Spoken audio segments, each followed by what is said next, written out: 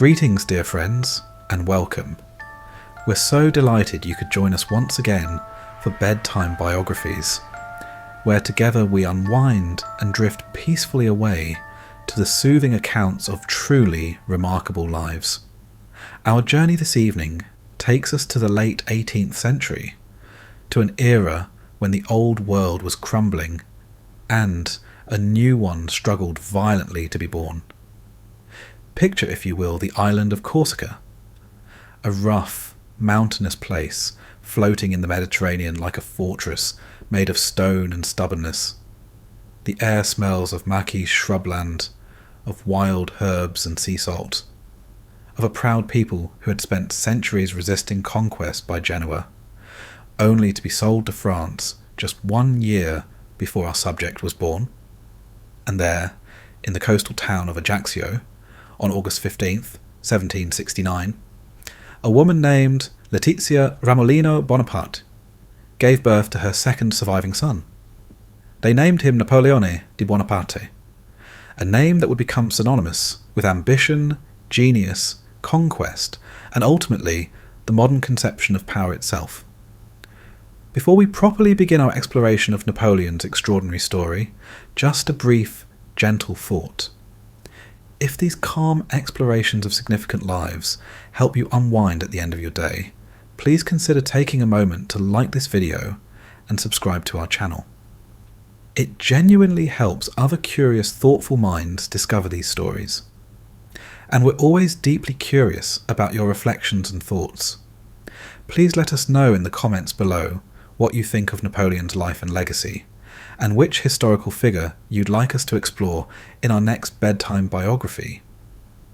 Now, the name Napoleon gets thrown around quite a lot these days, sometimes as shorthand for megalomania, sometimes in reference to height complexes that never actually existed, sometimes as a symbol of military genius. But strip away all the myths, all the propaganda accumulated over 2 centuries, and at its heart, Napoleon's story is really a question, a profoundly human question. What happens when a brilliant outsider, dismissed and mocked by the establishment, suddenly finds himself with the power to remake the entire world according to his vision? What does ambition look like when it has no limits? And can one person truly change the course of history? Or do they simply ride the currents of forces larger than themselves? Napoleon spent his relatively brief life, he died at 51, answering these questions through action rather than philosophy. Of course, history took his example and ran absolutely wild with it. Empires rose and fell, claiming to follow his model. Military academies across the globe still study his campaigns. Legal codes he drafted still form the basis of law in dozens of countries.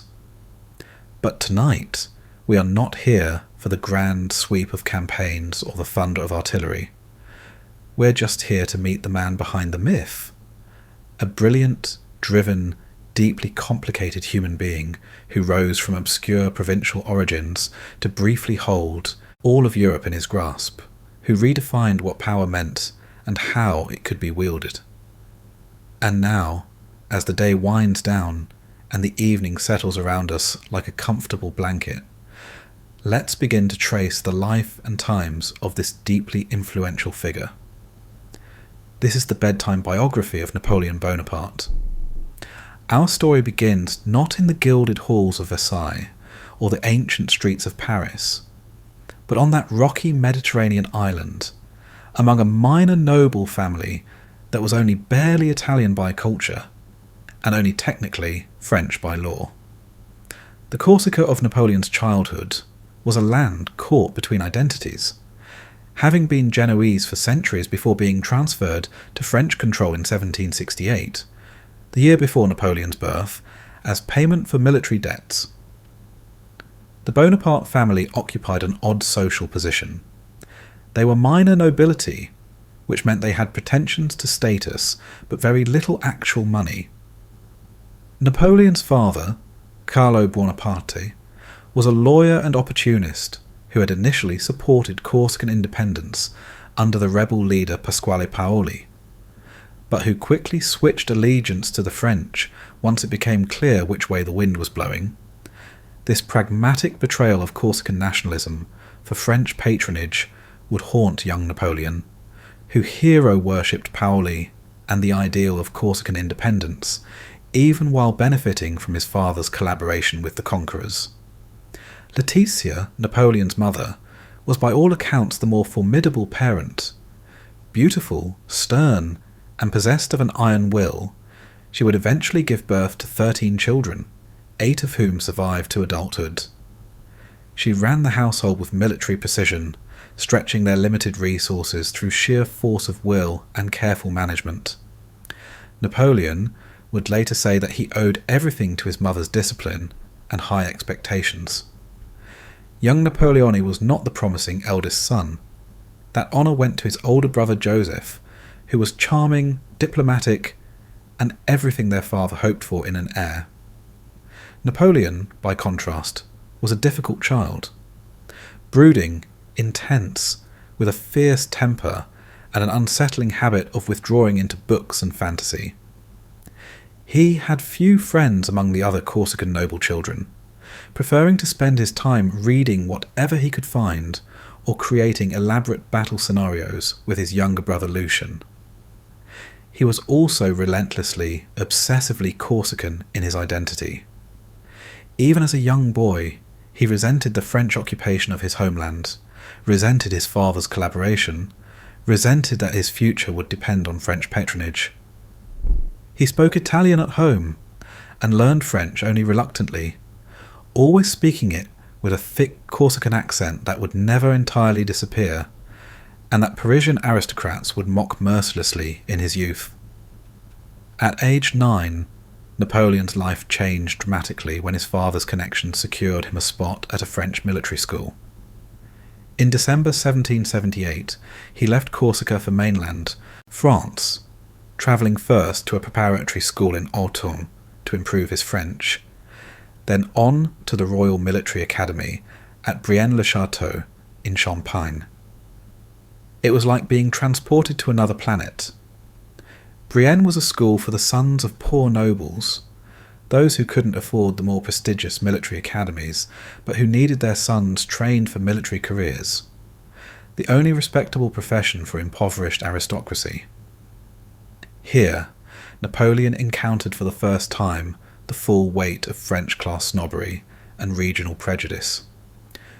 The other boys, mostly from minor French noble families, mocked his thick accent, his Italian name, his Corsican origins.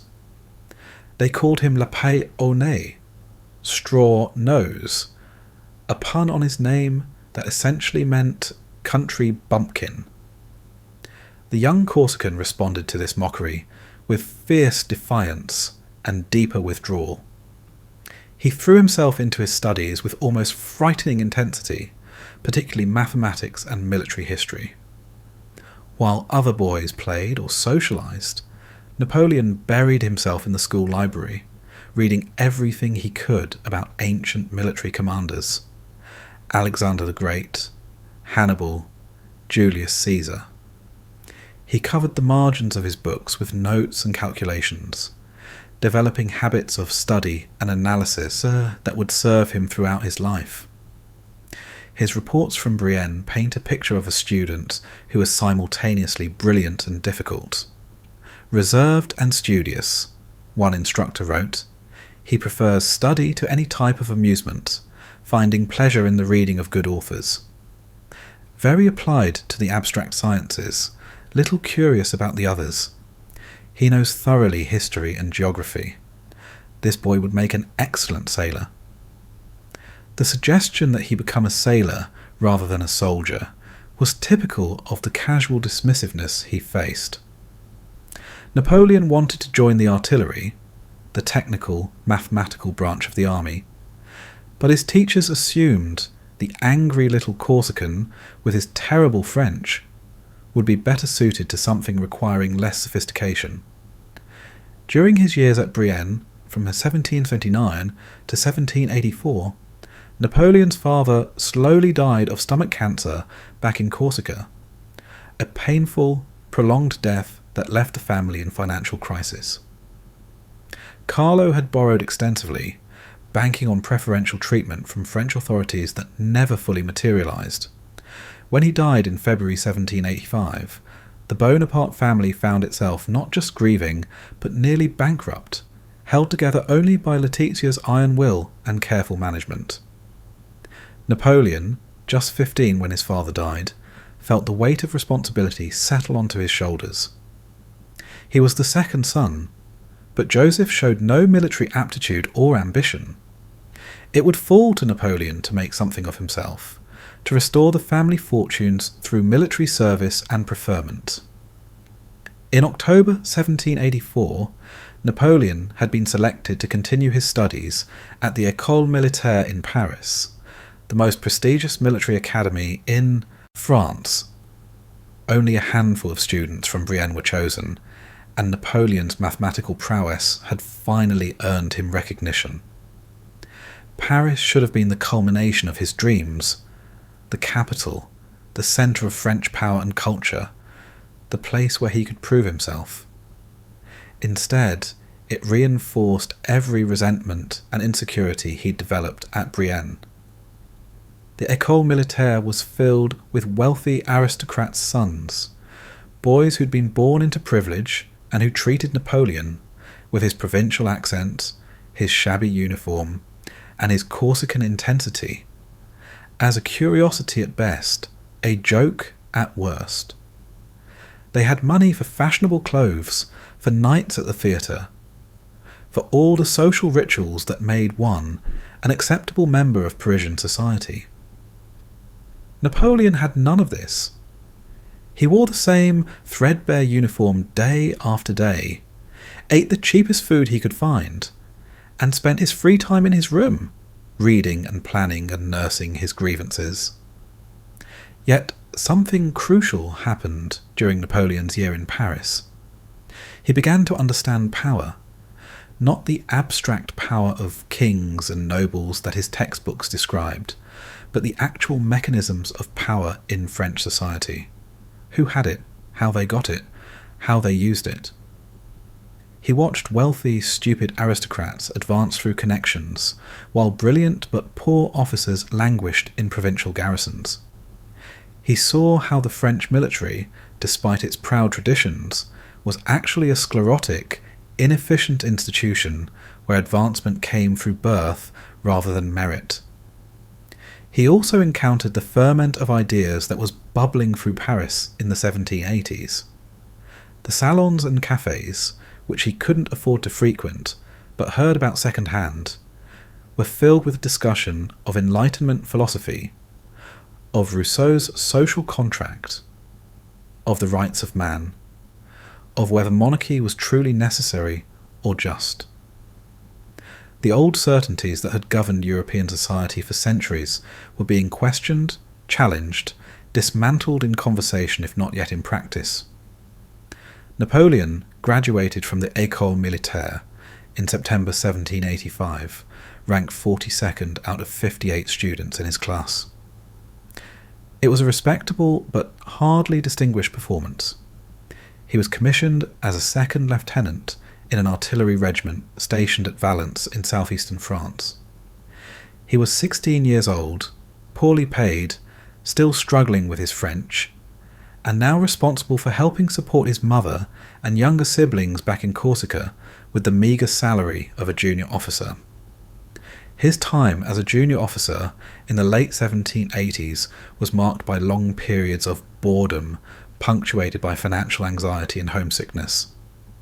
He spent his time reading voraciously: history, military theory, philosophy, politics. His reading notes from this period reveal a mind trying to make sense of the world, trying to understand the patterns that govern human affairs. He read Rousseau, and was profoundly influenced by the idea that legitimate government must rest on popular sovereignty rather than divine right. He read Plutarch's Lives and absorbed the lesson that exceptional individuals could shape history. He also wrote, incessantly, compulsively, badly. He penned romantic novellas that were mawkish and overwrought. He drafted political essays arguing for Corsican independence that were passionate but incoherent. He worked on a history of Corsica that remained forever unfinished. None of it was particularly good, but the act of writing helped him clarify his thoughts, helped him imagine himself as something more than a minor provincial artillery officer. And he dreamed. In his tiny rented rooms in various French garrison towns, he dreamed of glory, of command, of making his name immortal like the ancient heroes he'd read about.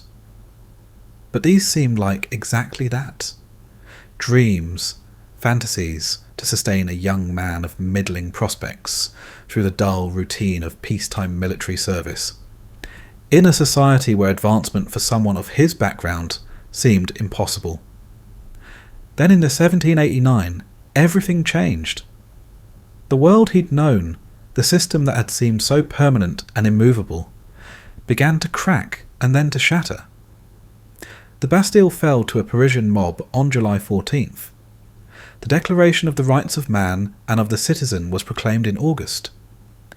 The old regime, which had lasted for centuries, suddenly looked fragile, vulnerable, mortal. For most French aristocrats and officers, the revolution was a terrifying upheaval, a threat to everything they knew and valued.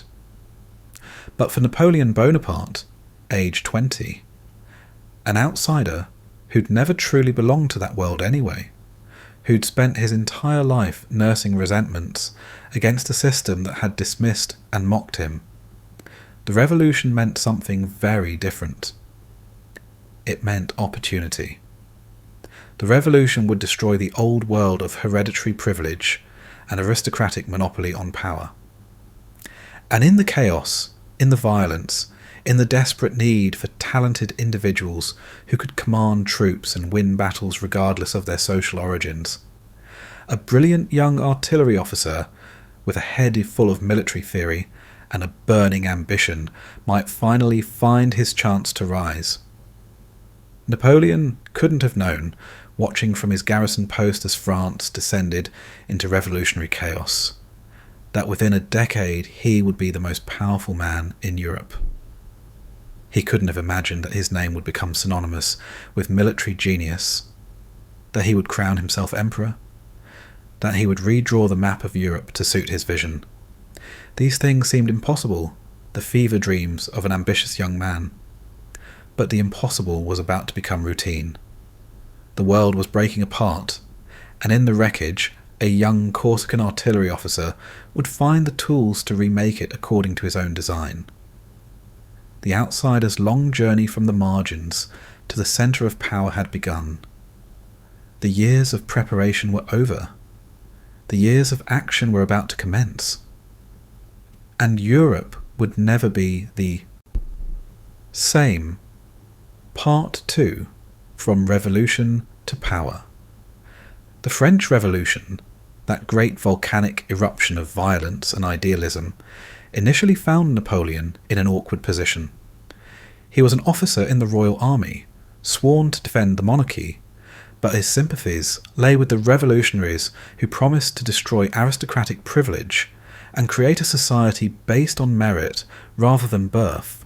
For the first few years of the revolution, from 1789 to 1792, Napoleon spent much of his time in Corsica, taking extended leaves from his regiment to involve himself in the island's political intrigues. Corsica, like everywhere else in the French sphere, was caught up in revolutionary ferment. Napoleon initially threw himself into Corsican politics, joining the Jacobin Club in Ajaccio and supporting the radical wing of the revolution. But he found himself in a curious position, supporting French revolutionary principles while still nursing his youthful Corsican nationalism.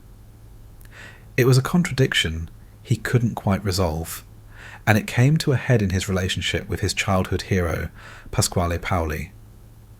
Paoli had returned from exile to become the dominant political figure in Corsica, but he increasingly leaned toward independence from France, or at least autonomy, rather than integration into the revolutionary French state. Napoleon, now identifying more with France and revolutionary opportunities than with Corsican particularism, found himself on the opposite side from his hero. The break was bitter and personal.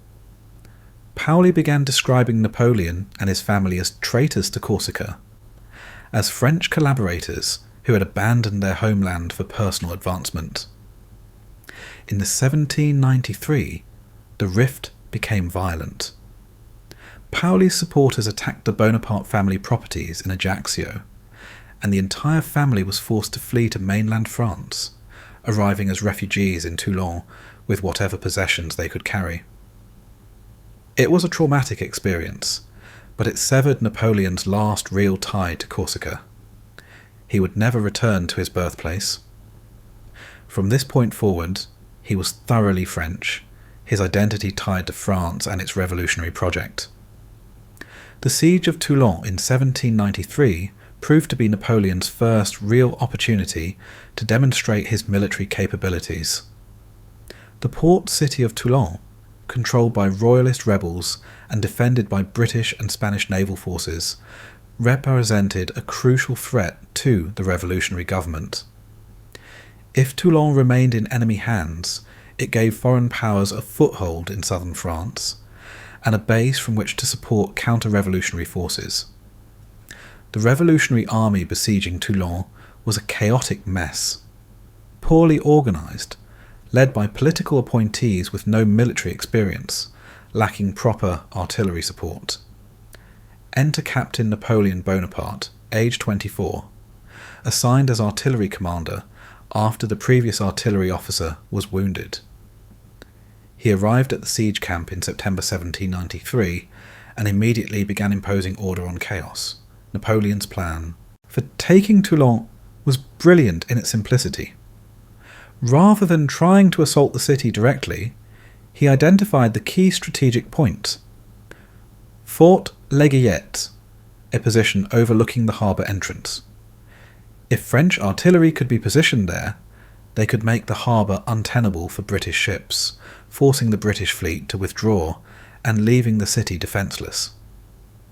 It was the kind of insight that came from his mathematical training and his intensive study of military theory, identifying the critical point where force applied would have maximum effect. He gathered artillery from across southern France, organised supply lines, positioned his guns, and prepared for the assault with meticulous attention to detail. He personally supervised everything, often going days without sleep, driving himself and his men with an intensity that was becoming his trademark. During the final assault on Fort L'Aiguillette in December, his horse was killed beneath him, and he was wounded in the thigh by a British bayonet, but he continued directing the artillery bombardment. The strategy worked perfectly. Once French guns commanded the harbour, the British fleet evacuated, taking the royalist rebels with them, and Toulon fell to revolutionary forces within days. It was a textbook demonstration of how to use artillery strategically, rather than just as battlefield support. And importantly, it was noticed by the right people. Augustin Robespierre, younger brother of Maximilien Robespierre, who was then the dominant figure in the revolutionary government, had been present at Toulon as a political representative. He was enormously impressed by the young Corsican artillery officer's skill and energy. His report to Paris praised Napoleon's transcendent merit and recommended his promotion.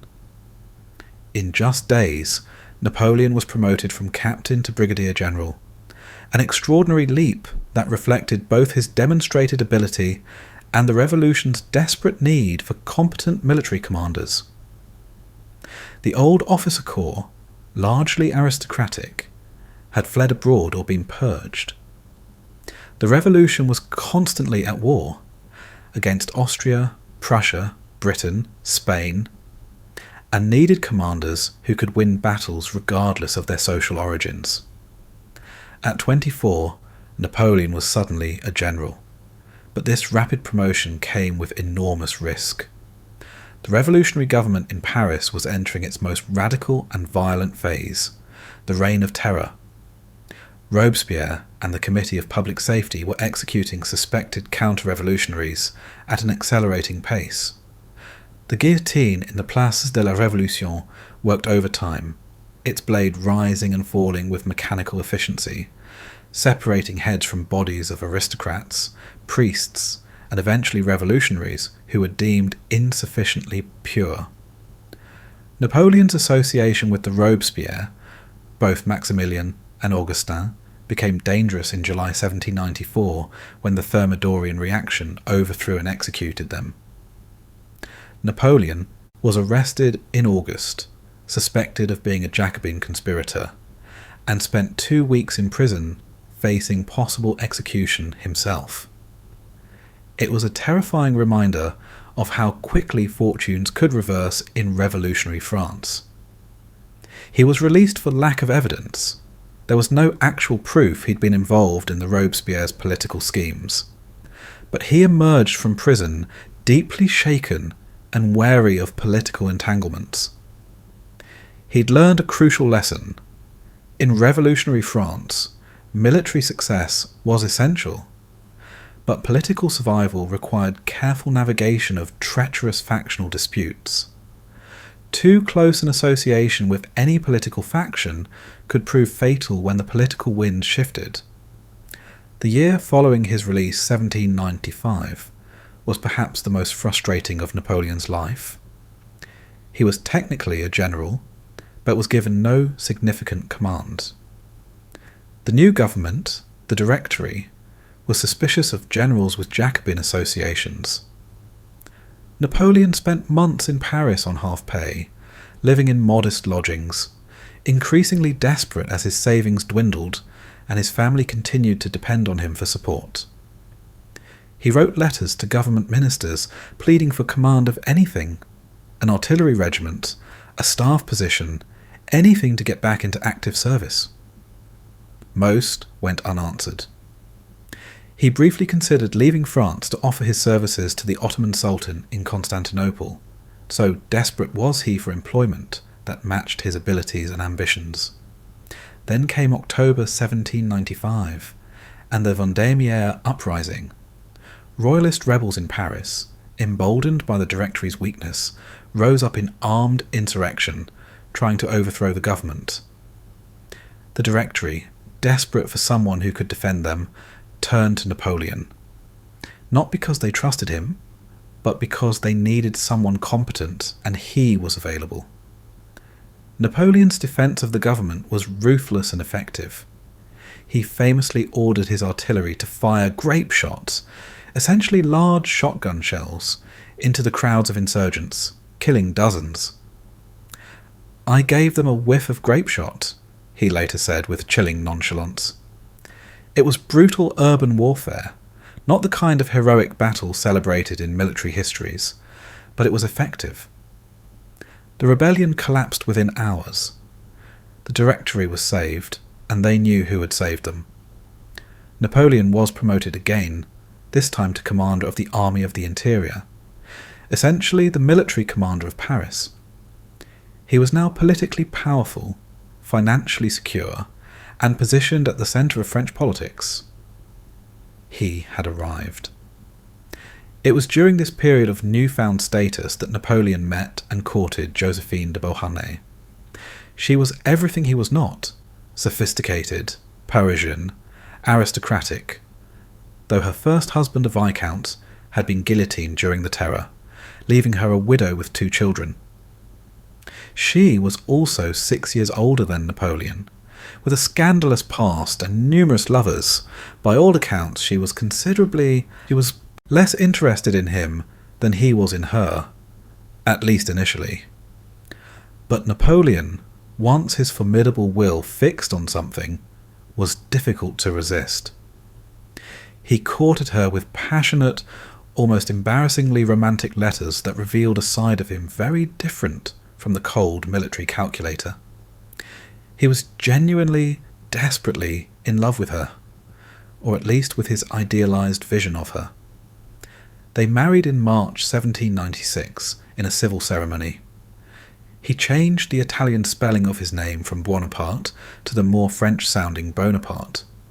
He was 33 years old, though he claimed to be 27 on the marriage certificate, and finally felt that his personal life had caught up to his professional success. 2 days after his wedding, Napoleon left Paris to take command of the army of Italy. The Directory had given him this command, partly to reward him for saving them during Vendémiaire, partly to get him out of Paris, where his growing influence made them nervous. The army of Italy was considered a secondary theatre of operations. The real war against Austria was being fought in Germany by larger, better equipped armies. Italy was a sideshow, a way to keep Austrian forces divided. The army Napoleon inherited in March 1796 was in terrible condition. The soldiers were underfed, unpaid, dressed in rags, demoralised by a series of inconclusive campaigns. They had no confidence in their commanders, and little reason to believe the new general, young, short, oddly dressed, with a thick accent, would be any different from the incompetents who'd led them before. Napoleon's first act was to address the entire army.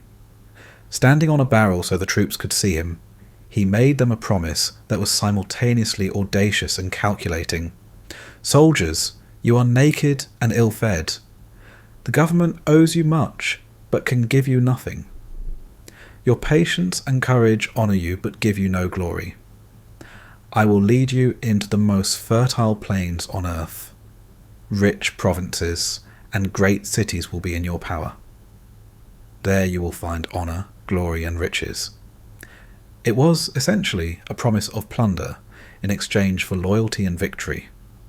Not the most noble motivation for a military campaign, but refreshingly honest and perfectly calibrated to appeal to soldiers who hadn't been paid in months. He was offering them what the government couldn't, tangible rewards for their service. What followed was one of the most remarkable military campaigns in history. Over the next year, from April 1796 to April 1797, Napoleon transformed the Italian campaign from a secondary sideshow into a stunning demonstration of operational art that would be studied in military academies for the next 2 centuries. His strategy relied on several principles that would become his trademark. First, speed and surprise. He moved his army faster than anyone thought possible, covering distances that exhausted his troops, but completely wrong-footed his enemies. Second, concentration of force. He would divide his army when marching to move faster and cover more ground, but would concentrate them rapidly at the point of contact, bringing overwhelming local superiority to bear against fractions of the enemy army. Third, aggressive pursuit. After winning battles, he wouldn't let defeated enemies retreat in good order to fight again.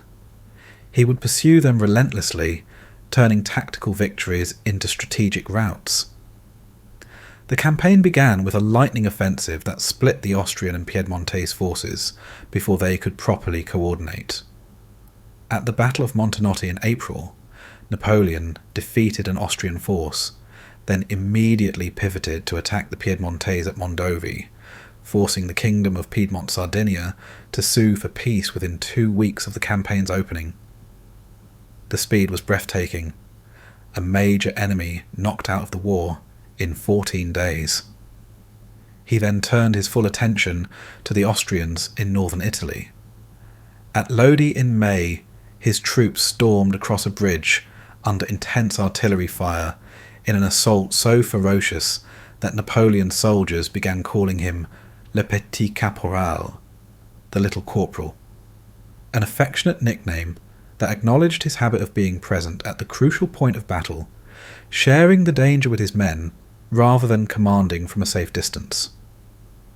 The victories piled up with almost monotonous regularity. Lodi, Castiglione, Bassano, Arcole, where Napoleon personally grabbed a flag, and led a charge across another hotly contested bridge, a moment immortalised in propaganda paintings. Rivoli in January 1797, where he defeated a much larger Austrian force through brilliant defensive positioning. Each victory brought more territory under French control, more wealth seized from occupied regions, more glory for Napoleon and his army. But the Italian campaign was more than just a series of military victories. It was also Napoleon's first experience governing conquered territory, and it revealed his political instincts and ambitions.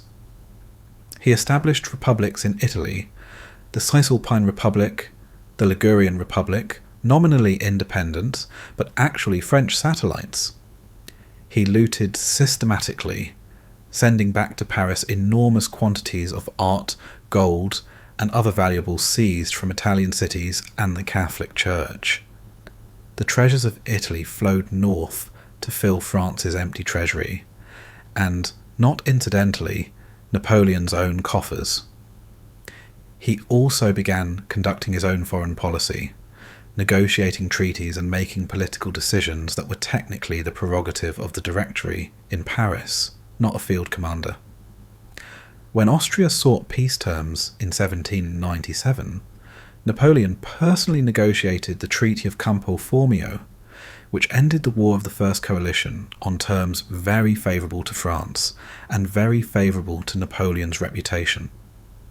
The Directory back in Paris watched these developments with growing alarm. Napoleon had become too powerful, too independent, too popular with both his army and the French, public. He was sending back not just loot, but also self-aggrandizing dispatches describing his victories in terms that made him, not the Directory, the hero of the story. He was acting less like a commander serving the government and more like an independent power unto himself. But they also couldn't touch him. He was too successful, too popular. His soldiers were fanatically loyal to him personally. The French people saw him as the hero who was winning France's wars, while the corrupt, ineffective Directory squabbled in Paris. To move against him risked provoking a military coup or popular uprising. Napoleon returned to Paris in December 1707 as the conquering hero, the saviour of the Republic, the most famous and admired man in France. He was 28 years old.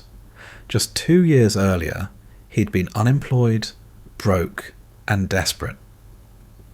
Now he was feted at public ceremonies, cheered in the streets, treated like a combination of Scipio Africanus and Caesar returning from triumphant campaigns. He cultivated his image carefully during this period. He dressed simply, spoke modestly about his achievements, presented himself as the humble servant of the Republic, who desired nothing more than to continue serving France. It was mostly theatre. He was intensely ambitious and increasingly convinced of his own exceptional destiny. But it was effective theatre. Even many of his rivals found it difficult to dislike him personally, though they feared his growing power. The Directory, desperate to get him out of Paris again before he became too entrenched in domestic politics, approved his proposal for an expedition to Egypt. The stated purpose was to threaten British interests in the East, potentially opening a route to attack British India. The real purpose, understood by everyone involved, was to give Napoleon a suitably grandiose new campaign to occupy his energies far away from Paris. Napoleon sailed from Toulon in May 1798 with an army of 38,000 men and a fleet of ships heading for Egypt. It was perhaps the strangest campaign of his career, part military expedition, part scientific mission, part colonial adventure, part disaster. He brought with him not just soldiers, but also scientists, engineers, artists, and scholars. He imagined himself as a new Alexander the Great, conquering the East and bringing French civilization to ancient lands. The Egyptian campaign succeeded brilliantly on land. The Battle of the Pyramids in July saw his forces crush the Mamluk army, and failed disastrously at sea. Admiral Nelson destroyed the French fleet at the Battle of the Nile in August, stranding Napoleon's army in Egypt, with no way to return to France or to be reinforced. Napoleon was trapped in a foreign land with a hostile population, cut off from home, while in Europe the situation was deteriorating rapidly. For more than a year, Napoleon remained in Egypt, governing as a kind of enlightened despot, trying to modernize Egyptian administration along French lines, while conducting military campaigns into Syria that ended in failure at the Siege of Acre. It was during this frustrating period, isolated from Europe and unable to affect events there, that he likely realised he needed to return to France regardless of the military situation in Egypt. News from Europe was increasingly dire. The Second Coalition of Austria, Russia, Britain, and other powers had formed against France. French armies were being driven back on multiple fronts. The Directory was collapsing into dysfunction and factional fighting. France needed a strong leader, and Napoleon was increasingly convinced that he was that leader. In August 1799, he abandoned his army in Egypt, left them stranded under the command of General Kleber, and sailed back to France with a small group of loyal officers and savants. It was essentially desertion, abandoning his command and his soldiers to save his own political prospects. But Napoleon gambled correctly that if he returned to France as the potential saviour of the nation, no one would dare prosecute him for abandoning his army. He arrived in Paris in October 1799 to a rapturous reception. The public saw only the hero of Italy returning to save France from incompetent leadership. They didn't know, or didn't care, about the failures and complications of the Egyptian campaign. Napoleon, with his genius for propaganda and self-presentation, made sure they heard only about the victories at the pyramids and saw only the exotic Eastern treasures he'd brought back. Within a month of his return, Napoleon had allied with Emmanuel Joseph Sieyès and others who wanted to overthrow the Directory. On November 9-10, 1799, 8-19, Brumaire, in the revolutionary calendar, Napoleon and his co-conspirators staged a coup d'etat. It was messy and nearly failed. Napoleon gave a confused, rambling speech to the Council of 500 that was shouted down. Some delegates called for him to be outlawed, declared an outlaw to be killed on sight. For a moment, the coup teetered on the brink of collapse. But Napoleon's brother Lucien, who was president of the council, saved the day by calling in troops and clearing the chamber. The grenadiers, loyal to Napoleon, entered the hall and expelled the delegates at bayonet point. By the next day, the Directory was dissolved and replaced by the consulate, with Napoleon as first consul, the most powerful of three consuls, but theoretically not a dictator. It was, of course, dictatorship dressed in republican clothing. Napoleon would later make the dictatorship more explicit, but for now, appearances mattered. The revolution was not being overthrown, it was being saved from itself, or so the propaganda claimed. And most French citizens, exhausted by a decade of revolutionary chaos, violence and war, were willing to accept this fiction in exchange for stability and effective government. At age 30, Napoleon Bonaparte had made himself the ruler of France. The outsider from Corsica, mocked for his accent and his origins, dismissed by aristocrats and mistrusted by revolutionaries, had climbed to the very summit of power. He had done it through military genius certainly, but also through political cunning, ruthless ambition, and an almost preternatural sense of timing, knowing when to act, when to wait, when to seize the moment before it passed. The revolution had created the conditions for his rise by destroying the old order and creating opportunities for talented men regardless of birth. But Napoleon had seized those opportunities more completely than anyone else, had ridden the revolutionary wave not just to prominence, but to power. Now came the harder part. Not just winning power, but consolidating it, legitimizing it, using it to remake France and Europe according to his vision. The soldier of fortune was about to become the statesman, the lawgiver, the emperor. The real work of redefining what power meant was just beginning. Part 3. The Architecture of Empire. Napoleon stood at the threshold of a new era, one where the institutions he had so meticulously crafted would meet their first true tests, not in the council chambers of Paris, but in the far broader arena of the European continent. Yet before armies marched and cannons roared, the emperor's most profound challenges emerged not from foreign monarchs, but from the intimate chambers of his own household.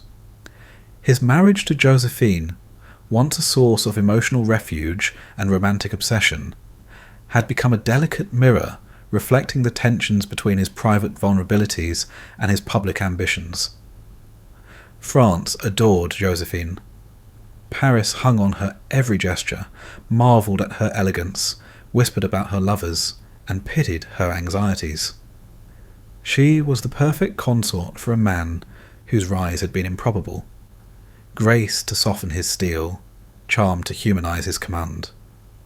But affection, no matter how refined, could not produce an heir.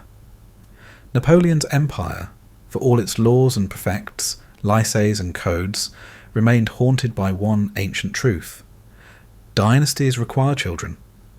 Ministers hinted. Courtiers speculated. Foreign observers smiled knowingly. An emperor without a son was a temporary figure, a political weather pattern, not a climate. Napoleon knew this, and the knowledge eroded the foundations of his marriage. Each year that passed without a child tightened the noose of inevitability. Josephine aged, and though she fought time with jewels and silks, no finery could mask the biological truth that hovered like a ghost between them. Still, Napoleon hesitated. His love for Josephine was not the dramatic love of poets, but something stranger. A blend of desire, admiration, possession, and habit. He had conquered nations with speed. Conquering this decision took far longer. His letters from campaign after campaign revealed a man torn between two conceptions of power, one rooted in sentiment, the other in posterity. He wished to be the founder of a dynasty, a figure whose bloodline would rule for centuries. But he also wished to be loved. And Josephine was, for all her flaws, the only person before whom he could ever relax. As Napoleon wrestled with his heart, Europe studied his empire with increasing alarm. The monarchs of Austria, Prussia, and Russia watched his reforms and victories with a mixture of envy and dread. They recognized something unprecedented in him. A ruler not born into the old order, but one who forged power from intellect, merit, and audacity. They understood that as long as Napoleon sat on the throne, the revolution, though stripped of its guillotine and rhetoric, still breathed. It lived in the code, in the lycées, in the prefect system, in every official promoted for talent rather than ancestry. It lived in the idea that power could be earned. Such a notion was more dangerous to Europe's hereditary rulers than any artillery regiment. Foreign newspapers caricatured him as the Corsican ogre, the usurper, the petty Caesar, but their very venom betrayed their fear. He had redrawn the map of France's internal structures. If he succeeded in exporting these ideas, Europe itself might awaken transformed. Dynasties had survived revolutions before, but they had never survived competence. Napoleon grasped this fear intuitively, and he embraced it. He understood that legitimacy is a performance as much as a contract. So while he refined France, he also crafted his own mythology, sealing it in ceremonies, architecture, and public memory. Paris became a gallery of imperial symbols. arches to celebrate victories, institutions to teach loyalty, museums to house both the nation's cultural inheritance and the treasures he seized from abroad. To be French during these years was to inhabit an empire not merely of territory, but of imagination. And yet, for all of this magnificence, one problem remained painfully unresolved: succession. The longer the empire endured without an heir, the more fragile it seemed. Josephine attempted to secure her position through charm and alliances, but charm could not overcome nature. Her gardeners tended roses at Malmaison, but no flower bloomed for the imperial cradle. Napoleon's advisers watched with growing impatience. France, they whispered, could not be left without a future. The emperor must choose duty over devotion. The dilemma did not weaken Napoleon. It honed him. He approached the question as he had every battlefield: study the terrain, isolate the objective, act decisively when the moment arrived. He needed a wife who could produce a son, and such a wife could also be a diplomatic asset. Marriage in the world of emperors was not more intimate than politics. It was merely politics in a different room. Still, Napoleon delayed, as though by delay he could suspend time itself. But dynasties are not suspended. They are built or they collapse. And so the emperor, who had redrawn nations as easily as most men sign their names, prepared to redraw his most personal frontiers. The era of Josephine was ending, however unwilling his heart was to admit it. Outside France, the winds of war had begun to stir again. Treaties cracked like ice under spring thaw. Austria rearmed. Russia reconsidered its alliances. Britain, never truly at peace, bristled at Napoleon's control of Europe's ports and his continental ambitions. France had been built into a fortress of administration, law, and military readiness. Napoleon believed the time had come to demonstrate that this fortress did not merely exist to defend itself. It existed to expand. What he had forged in Paris was no static monument. It was an engine, and engines do not idle. They move. And behind every movement of a great power lies a man who sees himself not as a servant of history, but as its author. Napoleon was ready to write the next chapter. Part 4. The Shadows of Greatness. Empires do not collapse in a day. They dim long before they fall, their brilliance tempered by shadows so subtle that even their creators fail to notice them at first. Napoleon's empire, at the dawn of the 19th century, seemed unassailable, an edifice of marble and iron, crowned with victories and girded by institutions unlike anything Europe had ever seen. Yet beneath its gleaming facade, tremors had begun to pulse through the structure. Tiny fractures, invisible to all but the most patient eye. These were not military defeats or foreign invasions, but the far quieter forces of fatigue, resentment, and overreach. Forces Napoleon neither feared nor understood, for they could not be beaten by cannon. To Europe, Napoleon appeared still in his ascent. His armies marched with a precision other nations envied and dreaded. His reforms gave France stability and purpose. His coronation had signalled not the restoration of a dynasty, but the birth of a new order. And yet, at the moment when others saw invincibility, Napoleon began to confront an adversary far more elusive than Austria, Prussia, or Britain, the limits of domination. No conqueror had ever attempted what Napoleon envisioned. Earlier empires ruled by leaving local customs intact, demanding tribute, or appointing governors who behaved as echoes of distant capitals. Napoleon was not content with submission.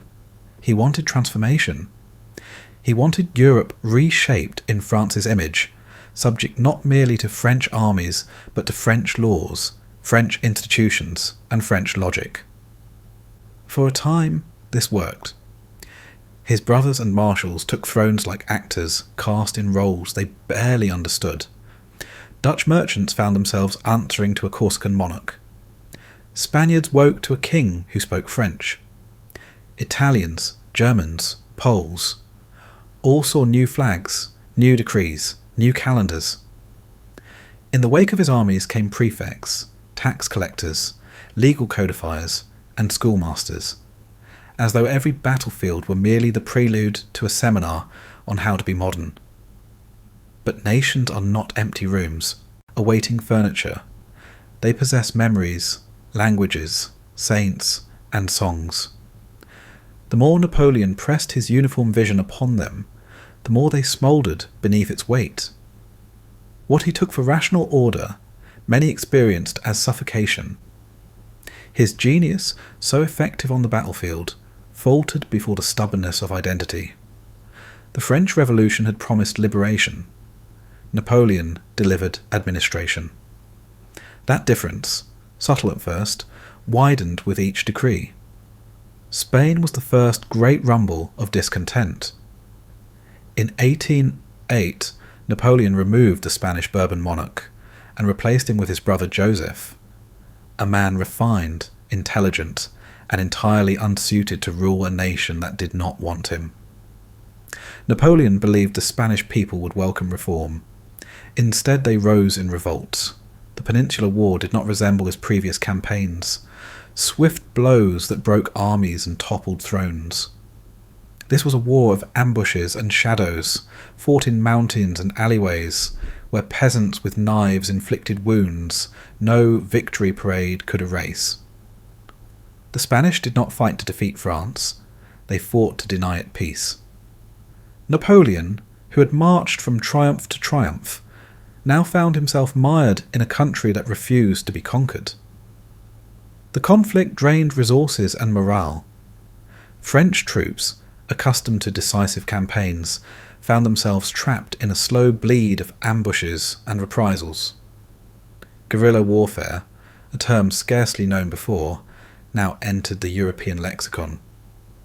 The British, under Wellington, turned the peninsula into a quagmire that swallowed men and treasure with no end in sight. Spain, insignificant in Napoleon's strategic vision, became the first place where the emperor's aura of inevitability cracked.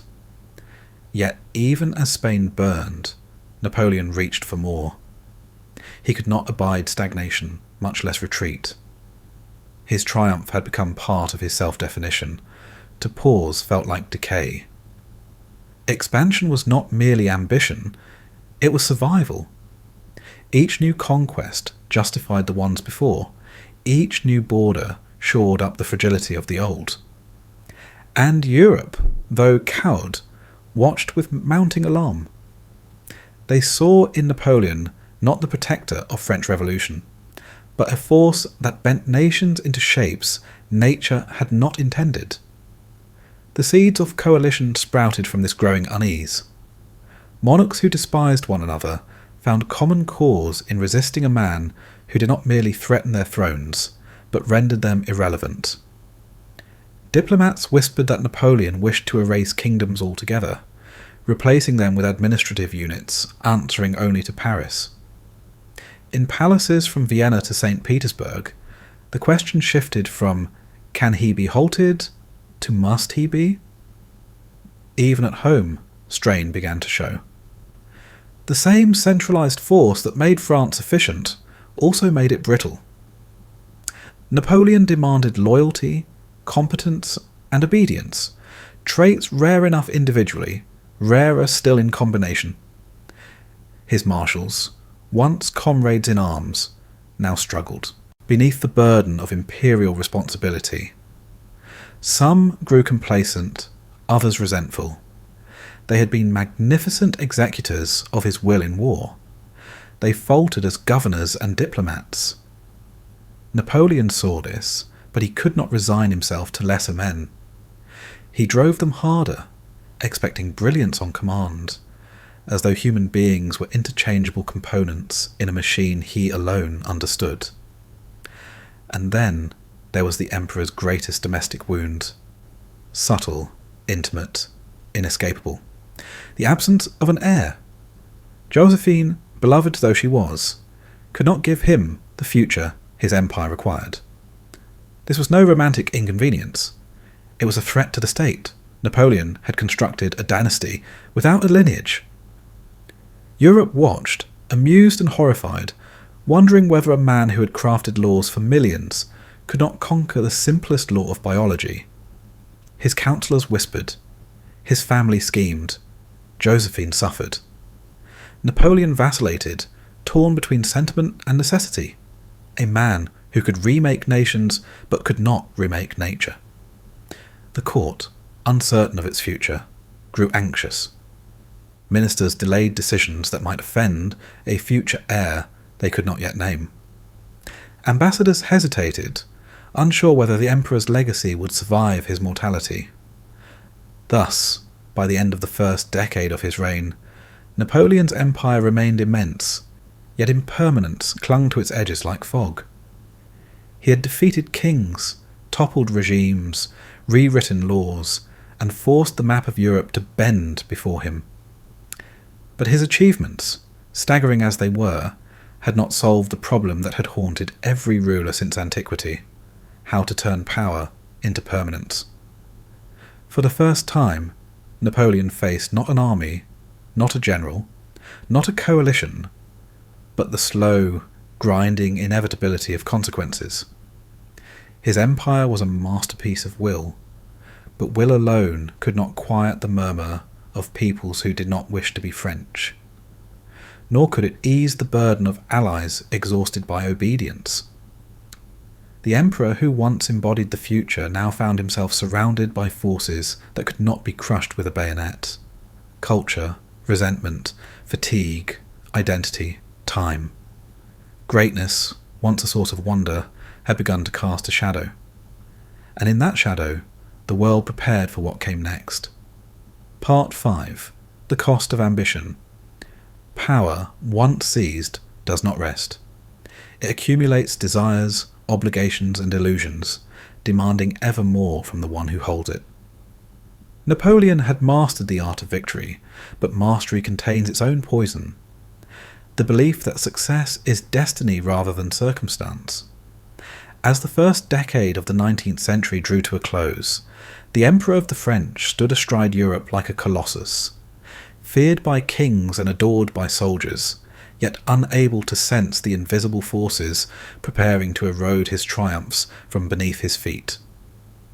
Empires rarely collapse by assault. They rot from within, their rulers unable to distinguish between expansion and necessity. The year 1810 opened with triumph, yet it brought with it the beginning of a transformation Napoleon had long resisted, but could resist no longer. His marriage to Josephine, once the sacred refuge of his private world, had become an obstacle no politician could ignore. France did not merely admire its emperor, it depended on him. And dependence breeds expectation. An empire that claimed to represent the future could not be governed by a man without one. As Napoleon's influence expanded, so did the question that shadowed every banquet, every ceremony, every embassy dispatch sent to Paris. Who will succeed him? The answer, for all Josephine's grace, could not be found in her. The emperor agonized over this truth in a way that perplexed those who knew him only as a commander. On the battlefield, he was decisive, even cold. In questions of succession, he hesitated like a man on unfamiliar terrain. Yet hesitation could not endure. The machinery of empire does not slow for sentiment. On a winter evening in December 1809, beneath crystal chandeliers that flickered like reluctant stars, Napoleon and Josephine ended their marriage. They sat beside each other, hands trembling, voices steady, as though rehearsing a tragedy whose ending had been dictated by fate. Josephine's tears, concealed beneath diamonds, spoke more truth than any decree. Napoleon's face remained composed, but those present swore that his eyes betrayed something the world had not seen before: a fracture. This act, personal, intimate, devastating, was in fact geopolitical. With Josephine gone, Europe understood that Napoleon was preparing a dynasty. His defeat of kings had been an insult. His plan to replace them with a line of Bonaparte was a threat. Marriage in this age was not romance, it was architecture. It could fuse empires or dissolve them. The emperor needed not a companion, but an alliance. The choice he made shook the continent. He married Archduchess Marie-Louise of Austria, niece of Marie Antoinette, daughter of the very dynasty he had repeatedly humiliated. The symbolism could not have been more piercing. The Habsburgs, once masters of Europe, had been compelled to bind their lineage to a man their ancestors would not have allowed through the servant's entrance. Napoleon didn't simply conquer Austria, he annexed it into his bloodline. Many in Europe watched this union with disbelief. Monarchs spoke softly, as if afraid their words might summon lightning. If Napoleon granted titles to his siblings, that was tolerable folly. But if he produced an heir whose blood combined Bonaparte ambition with Habsburg legitimacy, the continent might imprison itself in a future shaped irreversibly by France. When Marie-Louise gave birth to a healthy son in March 1811, the long-awaited King of Rome, Napoleon's empire seemed to gleam with new permanence. Cannons thundered in Paris, bells rang across the rivers and hills, and courtiers bowed as though witnessing not just a birth, but a prophecy fulfilled.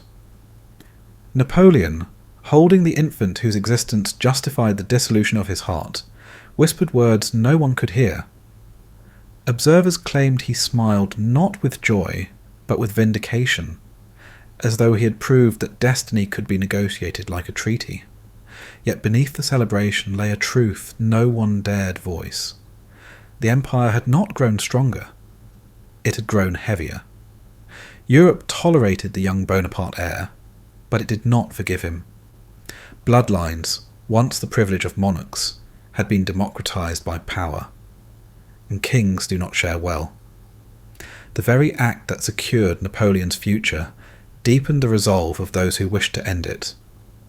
Diplomats, once resigned, began to plot. Generals studied maps.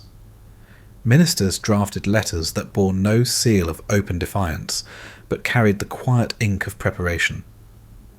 Napoleon had finally given Europe something it had lacked for years, a reason to wait. It was not France that was weary. It was the emperor himself who began, slowly and almost imperceptibly, to change. He worked still with ferocious devotion, processing reports late into the night, meeting ministers at dawn, dictating letters faster than secretaries could transcribe them. But something essential slipped from his grasp. Not energy, but simplicity.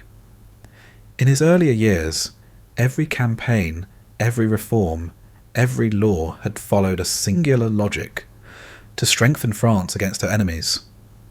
Now, however, his goals began to overlap, blur, and tangle. Europe required obedience. France required unity. The dynasty required legitimacy. His own myth required motion. To satisfy one was to neglect another. The emperor, who had once read the map of Europe as if it were a chessboard, now found that every piece moved at once. Napoleon began to suspect betrayal everywhere, not because he was paranoid, but because betrayal had become rational.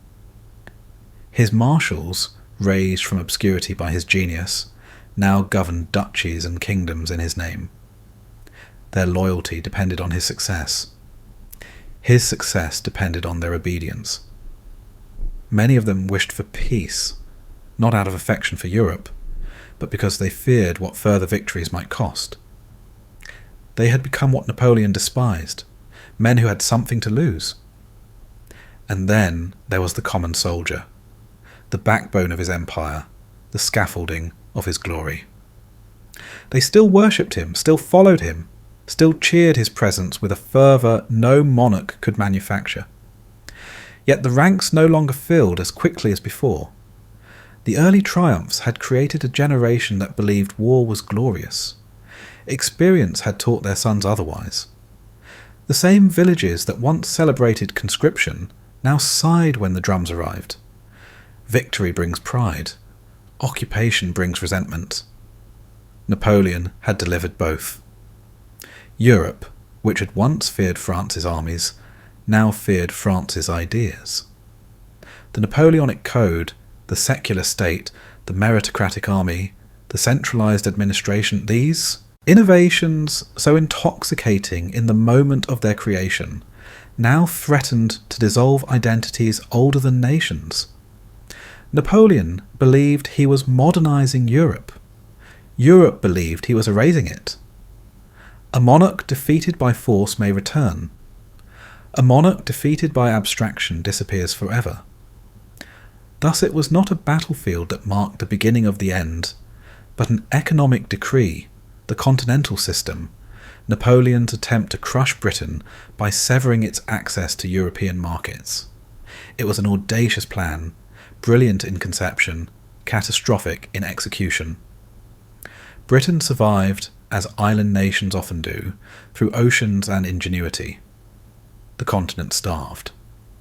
Merchants, bankers, artisans, smugglers, all found their livelihoods constricted by imperial decree. The economy Napoleon had stabilised now strained under prohibitions it did not understand. Napoleon would not relent. To admit error was to give history an opening. He believed, as conquerors often do, that reality could be disciplined by will. But reality is the one army that does not negotiate.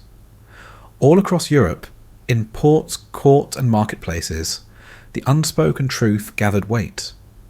Napoleon wanted obedience, but what he received was resentment. The emperor did not lose the loyalty of his allies in a single moment. He exhausted it gradually, like a candle burned at both ends. By 1811, the empire was still vast, still formidable, still frightening. Yet its aura had changed. Napoleon remained magnificent, but magnificence carries with it a cost no treasury can calculate. Every triumph demanded another. Every concession required recompense.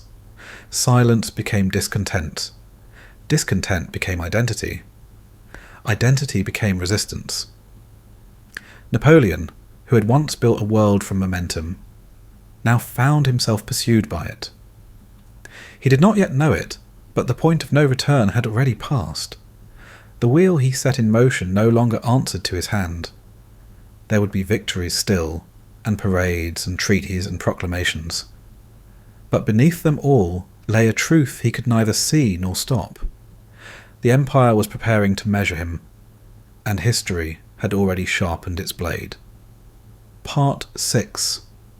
The Empire that outgrew its master.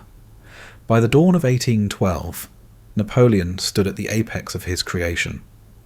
The empire stretched across the continent like a vast constellation of territories, kingdoms and protectorates, each linked to Paris not merely by treaties, but by the invisible filaments of administration, law, and fear. To the outside observer, it appeared indestructible, an edifice erected by a will so absolute that even time seemed reluctant to lay a hand upon it. Yet there is a moment in every great construction when it ceases to be an extension of its maker and becomes an entity unto itself, no longer governed by design but by momentum. Napoleon's empire had reached that moment. His authority remained uncontested in form, yet increasingly questioned in function. Ministers, once dazzled by his clarity, now found themselves lost in a labyrinth of competing directives. Marshals who had once executed his visions with precision now hesitated, burdened by territories they struggled to govern and subjects who despised them. Even the French people, proud of their emperor's glory, began to wonder whether glory alone could nourish a nation. Napoleon, who once orchestrated events with the ease of a conductor guiding an orchestra, now found himself pursued by them. Decisions multiplied faster than they could be absorbed. Wars ceased to be instruments of policy and became conditions of existence. The continental system, Napoleon's grand design to choke British commerce, had not weakened Britain as he intended. Instead, it strangled Europe. Smuggling flourished along every coast and riverbank, an illicit economy that paid no allegiance to law or emperor. Merchants who once toasted Napoleon now cursed his decrees. Ports that had once grown fat from trade stood silent, their harbours filled with idle ships, their warehouses echoing with absence. Even France, the heart of the empire, felt the strain. Luxury, that ancient measure of prosperity, lost its lustre. The fabric of daily life hardened into something brittle. Napoleon mistook resistance for disobedience, and disobedience for betrayal. He responded not with adjustment, but with escalation. To him, every failure was evidence that the policy had not gone far enough. If nations balked, more pressure was required. If ministers questioned, they were not fit for purpose. He demanded from Europe the obedience he once elicited spontaneously from armies. But armies fight for victory. Peoples endure for survival. Russia was the fulcrum upon which this tension finally broke. Tsar Alexander V had once embraced Napoleon, seeing in him a fellow reformer, a monarch not bound by dust and genealogy. Yet friendship between emperors is a fragile thing, dissolving the moment their ambitions converge. Alexander had grown weary of being the junior partner in a relationship defined by French expectations. The Russian aristocracy resented Napoleon's reforms, seeing in them the ghost of their own subjugation. The clergy viewed him as a usurper of divine order. The people, though far from Paris, sensed instinctively that foreign laws, however rational, were still foreign. By reopening Russian ports to British ships in quiet defiance of the continental system, Alexander did not challenge Napoleon's armies. He challenged his worldview. It was not an act of war, but it was an act Napoleon could not ignore. In his eyes, the Tsar had rejected the architecture of the New World and placed himself outside history. If Russia was allowed to disobey, other nations might follow. Sovereignty was not the issue. Precedent was. The empire could tolerate enemies. It could not tolerate exceptions. Preparations for war began not with drumbeats, but with ledgers. Lists were drawn. Horses requisitioned. Depots stocked. Cartographers worked by candlelight. Tailors stitched uniforms for men who did not yet know they would die in them. Across the empire, from the Pyrenees to the Vistula, French and Allied soldiers felt the pull of an unknown destination. Napoleon spoke little of his intentions. He trusted that the sheer magnitude of his enterprise would suffice to guarantee success. Yet the signs were unmistakable. An army unlike any Europe had ever seen began to assemble. Not a French army, but a European one, stitched together from conscripts, allies, the unwilling, and the enthralled. Poles who dreamed of a restored homeland marched beside Italians who longed for independence. Germans trudged in ranks beside Dutchmen, Danes, and Swiss. It was an empire in motion, bound not by loyalty, but by necessity. Napoleon moved among them like a restless star, issuing orders, refining logistics, calculating distances.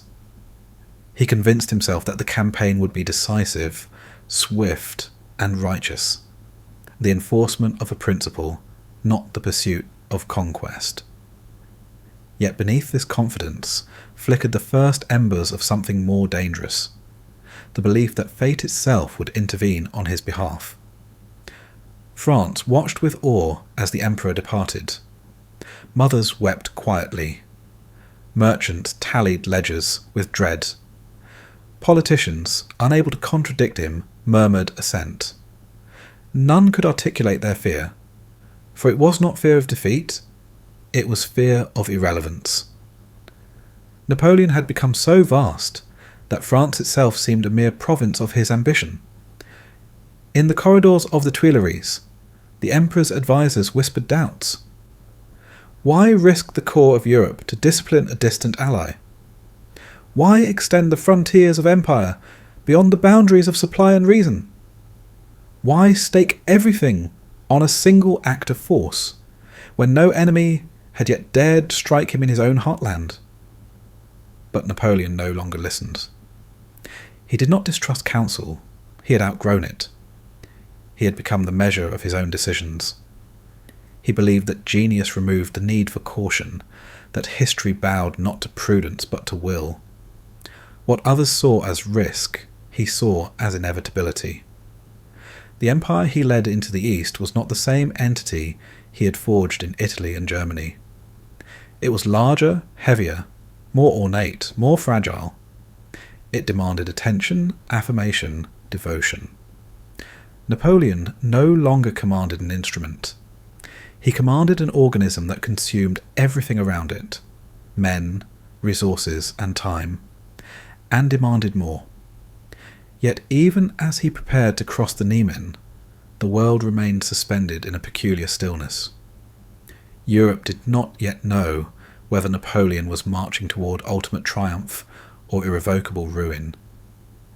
His soldiers, boots whitening with dust, sang as they marched, believing they were part of something immortal. His generals inspected maps as though seeking reassurance in the inked geometry of terrain. His enemies watched with unease, unsure whether the man who now approached their borders was the master of events or their victim. For the first time in his long ascent, Napoleon had chosen a path not because it was necessary, but because it was unimaginable not to take it. He marched not toward victory, but toward an answer to the question that had hovered, unspoken, above his empire for years. How far could power go before it ceased to be power and became burden? The wagons creaked, the eagles shone, the drums beat time not for armies, but for destiny. Europe held its breath. Napoleon did not. Part 7. The March into the Vast Silence. When Napoleon crossed the Niemen River in the summer of 1812, it was not merely the boundary between empires he traversed, but the threshold between two worlds, one governed by the logic of strategy and administration, the other by the implacable vastness of nature itself.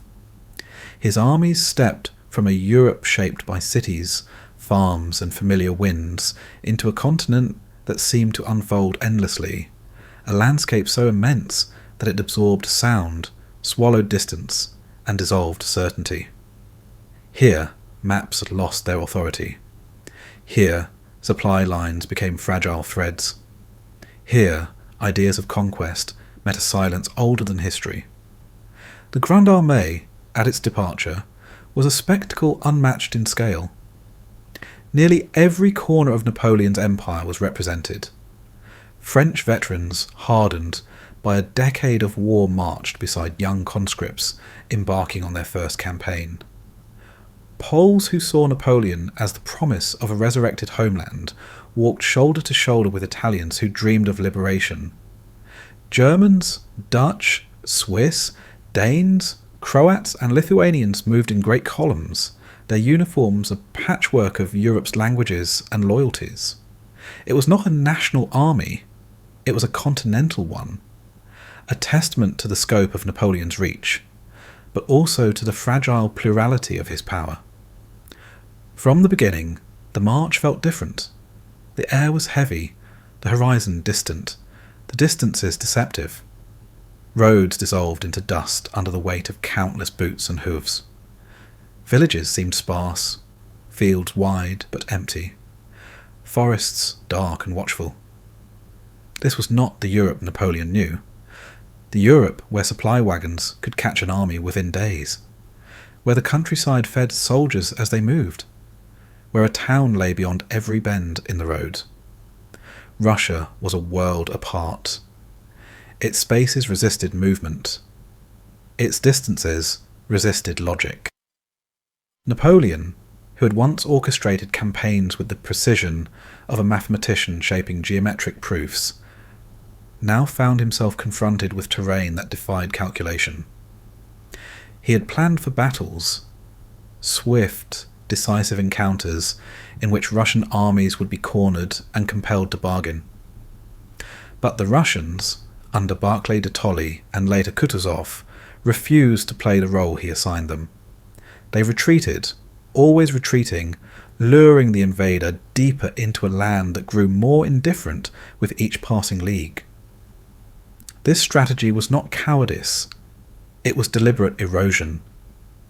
The Russians ceded, ground like men sacrificing pawns, knowing that time, not geography, not numbers, not even weather, would become their ally. Napoleon had won his greatest victories by controlling pace and direction. Now both slipped from his hands. As the army advanced, the first hardships appeared as murmurs. Horses collapsed beneath the heat, their ribs visible beneath sweat-soaked hides. Wells were found poisoned or dry. Bread grew scarce. Meat spoiled faster than it could be carried. Officers wrote reports not about enemy positions, but about stragglers, disease, and the unusual silence that hung over the land, as if even the wind were hesitant to join the campaign. Still Napoleon pressed on. The Russian retreat, to him, was a refusal to acknowledge reality. He believed that no army could yield so much territory without losing its will. He assumed that the Tsar would sue for peace once the French approached his heartlands. But Russia did not conceive of defeat as he did. The empire was vast enough to absorb loss without collapsing. Napoleon conquered Europe by making war feel inevitable. Russia resisted him by making war feel meaningless. Smolensk provided the first true confrontation. The city, old and austere, stood like a sentinel on the western approaches to Moscow. The Russians defended it fiercely but briefly, then withdrew again, leaving the French with ruins and casualties rather than satisfaction. The streets burned, the walls smouldered, and still no peace offer came. Each new step east carried the French deeper into a land that seemed to recede as fast as they advanced. Space twisted into paradox. The more ground they covered, the more isolated they became. Men who had once marched with confidence now felt the weight of distance pressing against their lungs. The heat of summer dried rivers into trickles and baked the fields into dust. Food ran low. Horses died by the thousands. The army, once an instrument of Napoleon's will, began to resemble a creature struggling beneath its own size. And then came the battle the emperor longed for, Borodino. It was fought not for cities or supplies, but for position, a chance, at last, to force the Russians into a decisive engagement. On that morning, as mist lifted from the fields and cannon smoke settled like a veil across the hills, Napoleon surveyed the field with the grim satisfaction of a man who believes destiny has finally condescended to appear. Yet even this battle, one of the bloodiest Europe had ever witnessed, refused to grant him the clarity he sought.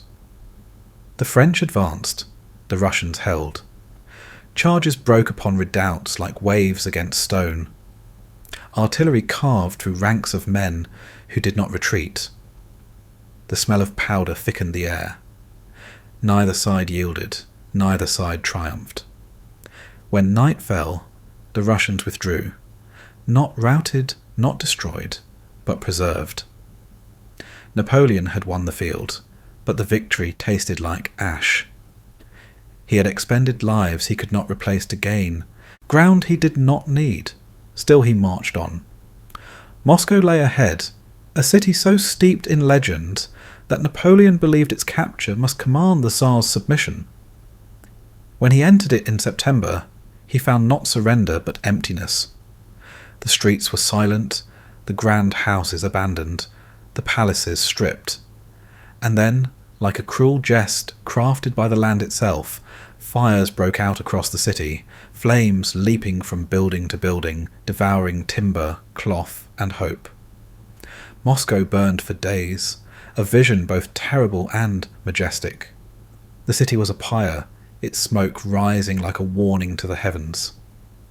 Napoleon waited in the ruins, expecting Tsar Alexander to bow to reason. But reason had long departed this campaign.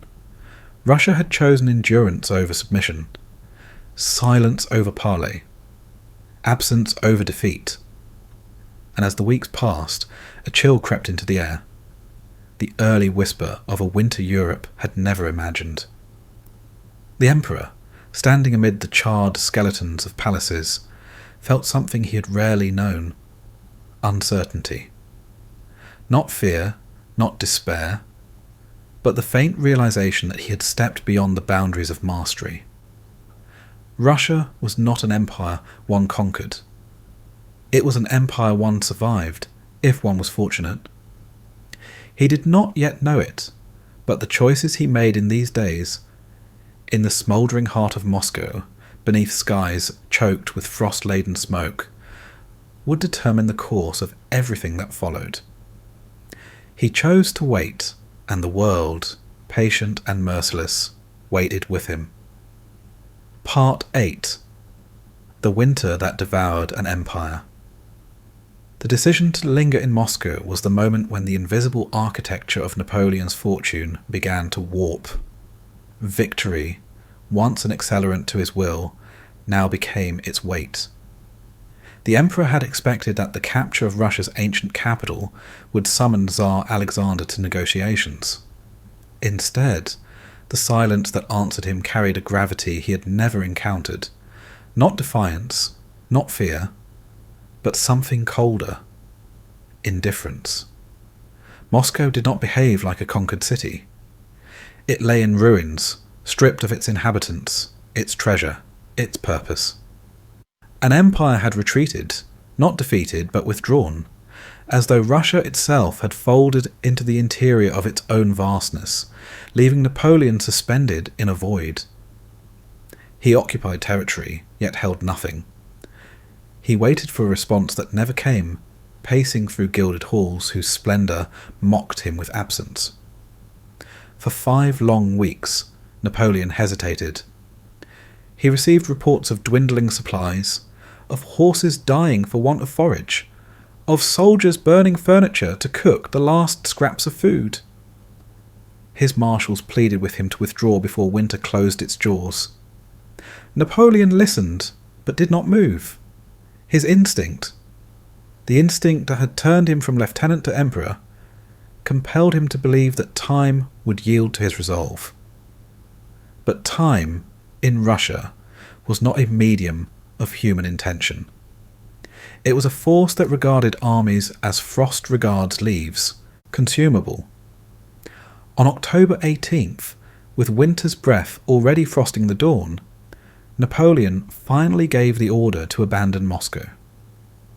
The departure was not a strategic retreat, but a relinquishment, the quiet admission that Moscow had been a mirage.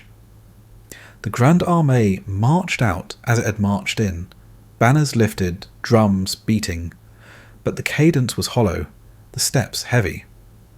Soldiers who had entered the city dreaming of plunder now left carrying what scraps they could gather. Candlesticks, mirrors, icons, anything that could be sold or burned.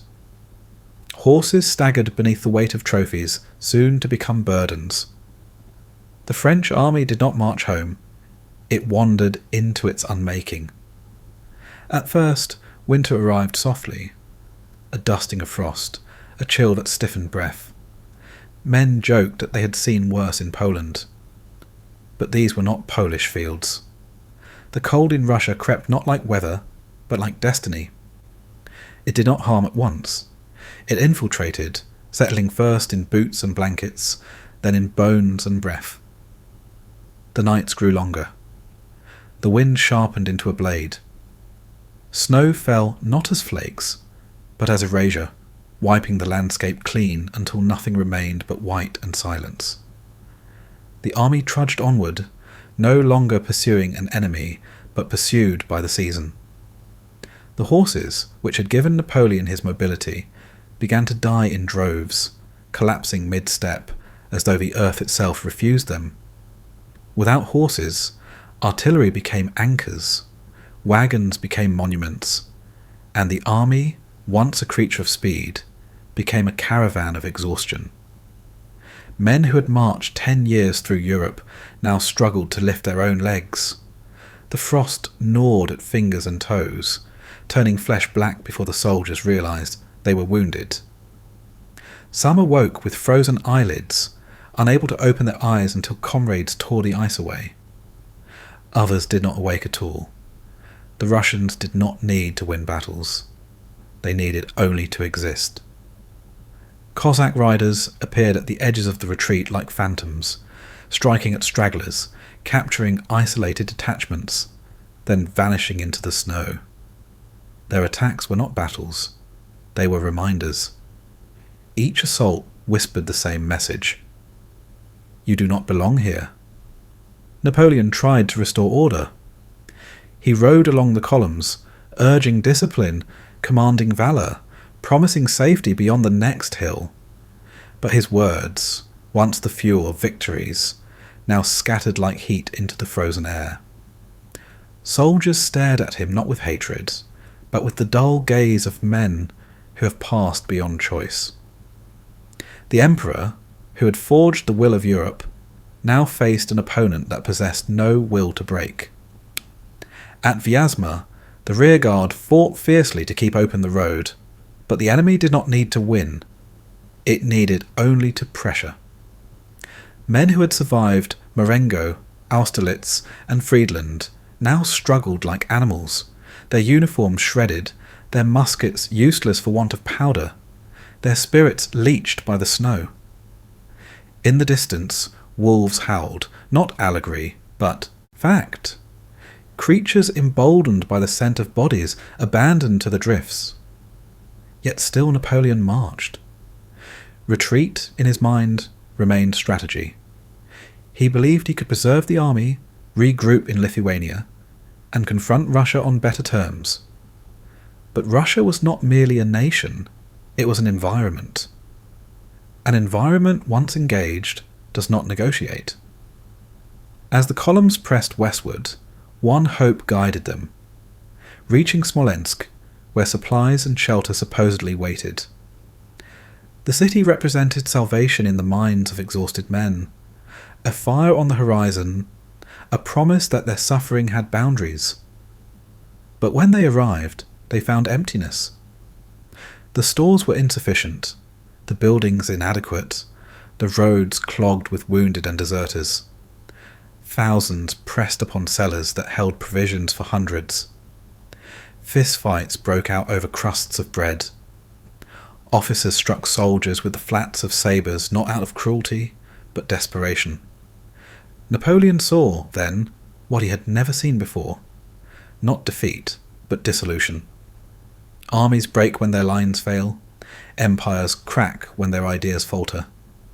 But the Grande Armée was dissolving from within, grain by grain, like ice warmed by absence. After Smolensk came the crossings, Berezina most of all, a name that would echo across Europe long after the cannons rusted and the treaties faded. The river, broad and cruel, lay between the army and escape. The Russians closed in. The bridges had been destroyed. Engineers, hands trembling with cold, laboured to construct pontoons beneath artillery fire. Soldiers fought not for victory, but for space on planks slicked with blood and frost. Men fell into the freezing water and did not resurface. Women and children, for camp followers marched with the army in untold thousands, slipped beneath the hooves of horses or vanished beneath collapsing wagons. The crossing succeeded, but success is not triumph. The army emerged diminished, stripped of its illusions, its trophies abandoned, its cohesion strained to threads. The emperor, who once commanded the movement of continents, now struggled to command the movement of ours. Yet even as his soldiers crumbled, Napoleon himself did not. His face hardened, his voice steadied. He calculated, he adapted. He interpreted disaster as circumstance. To his marshals, he spoke of spring campaigns, of new armies, of Europe's inevitable return to order. To his soldiers, he promised safety, warmth, restoration. To himself, he offered silence. By the time they reached Vilnius, the army was no longer an army. It was a procession of survivors, men wrapped in rags, shoes bound in rope, rifles discarded, songs forgotten. The imperial eagles, once symbols of eternity, now looked like ornaments on a funeral bier. Of the vast host that had crossed into Russia, only a fraction remained. And yet, even now, Napoleon refused to accept finality. He believed, or convinced himself, that the Russian campaign was not an ending, but an interval. He rode ahead of his men, leaving them in the care of his commanders, and hastened toward Paris. His departure was not desertion, it was continuity. He would rebuild. He would return. He would reshape the disaster into narrative, as he had reshaped defeats before. For the first time, however, Europe sensed a change not in his armies, but in him. The retreat had revealed something no battle ever could. Napoleon's power, vast though it remained, was mortal. His aura, once invulnerable, now bore a crack. His enemies, old, patient, observant, leaned forward. Russia had not defeated Napoleon on the battlefield. It had defeated him in the mind. Not by denying his genius, but by denying him a conclusion.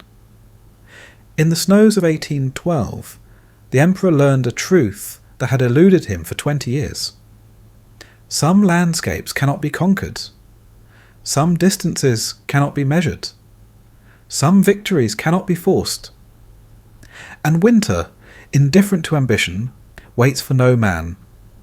The Grande Armée, once the instrument of Europe's transformation, had been consumed not by swords, but by silence. The silence of a land too vast to grasp, too empty to hold, too patient to resist. It was not the end of Napoleon, but it was the end of inevitability. The emperor, who had mastered destiny now, stood before a future he could not predict. And Europe, long oppressed by his shadow, stirred. The storm had passed. The reckoning had not yet begun. Part 9. The last breath of empire. History rarely witnesses a man who believes himself to be the axis upon which the world must turn. Rarer still is the moment when such a belief is briefly justified. Napoleon Bonaparte had once taken Europe by the throat and shaped it according to his vision, law by law, army by army, blow by blow. Yet the empire he forged did not collapse in a single instant. It did not crumble like an old statue struck by lightning. Instead, it faded, slowly, irrevocably, like the embers of a great fire whose warmth could no longer deny the cold that waited patiently beyond its glow. After the catastrophe in Russia, Napoleon returned to Paris not as a broken man, but as a sovereign who refused to acknowledge finality. His will remained unshaken. His presence still filled rooms like weather. Ministers bowed, marshals saluted, and France, dazzled by his past, struggled to believe that the shadow stretching behind him was longer than the road ahead. He spoke of new armies, new campaigns, new victories. For a moment, the nation believed him, because Napoleon's belief in himself had always been contagious.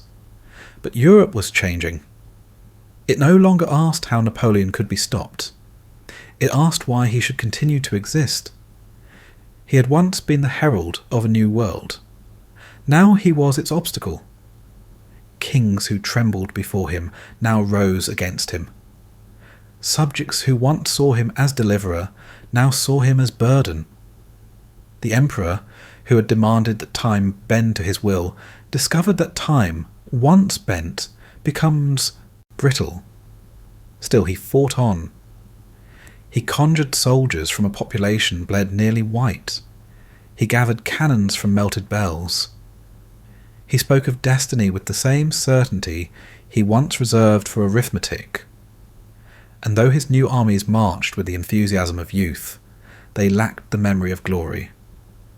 They had not stood with him at Rivoli, nor felt the sun of Austerlitz, nor heard the trumpets of Friedland echo across frozen rivers.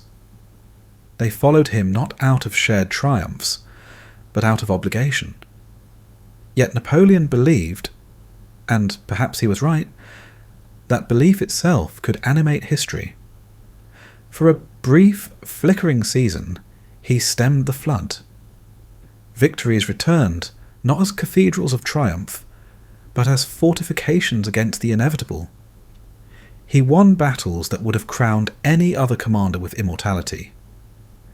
In him, the old brilliance still glimmered, a blade dulled at the edges, but sharp at the heart. Europe strained against him, not because he was weak, but because he was still too strong to ignore. But war had changed. Napoleon had once fought governments. Now he fought nations. He had once conquered kings. Now he confronted peoples who understood that to defeat him was to inherit the future. He was not merely an enemy, he was a lesson. No treaty could accommodate him. No peace could contain him. His existence was provocation. His empire, magnificent though it remained, no longer expanded. It endured, and endurance, for a system built on momentum, was a kind of death. The wheels of conquest, once greased by opportunity, now screeched against resistance. Each victory cost more than it granted. Each battle reclaimed less than it consumed. Napoleon's genius, so dazzling in a sense, became in decline a kind of burden, a force too powerful to abandon, too costly to sustain. Around him, the world he had made began to harden into something unanswerable. His marshals, once brothers in arms, grew cautious, their loyalty no longer rooted in shared triumph, but in fear of what failure would bring. His ministers hesitated, his family bickered, and France, weary from glory, craved rest, something Napoleon neither understood nor could provide. The emperor himself remained unchanged. His eyes, once lit by possibility, now burned with refusal. He did not rage, he did not plead. He simply rejected the notion that a man's course could be determined by anything other than his will. For Napoleon, history was not a river. It was a mirror. It was Europe that had changed. The continent he once had shaped like wet clay had hardened into something solid, resistant, self-aware. Prussia discovered pride. Austria discovered patience. Britain discovered endurance. Russia, vast, silent, implacable, discovered that survival could defeat genius. Napoleon, who had once remade the world with movement, found himself trapped by stillness. His final campaigns were not failures. They were elegies. They proved that even in decline, his presence made the world more vivid. His smallest manoeuvres reordered nations. His defeats were larger than other men's victories. His retreats were chronicles. His resilience was legend. And yet, legend cannot govern. As the empire contracted, as the drums quieted, as the banners drooped, Napoleon confronted not armies, but consequences. He had believed that power was the rightful possession of those who could seize it. In doing so, he awakened millions to the idea that sovereignty was not a crown, but a claim. He believed he could rule Europe. In attempting to do so, he taught Europe what it meant to be ruled, and therefore what it meant to resist. Thus, Napoleon's greatest failure was also his most profound success. He ended the old world forever, not through abolition, but through demonstration. He proved that princes could be displaced by talent.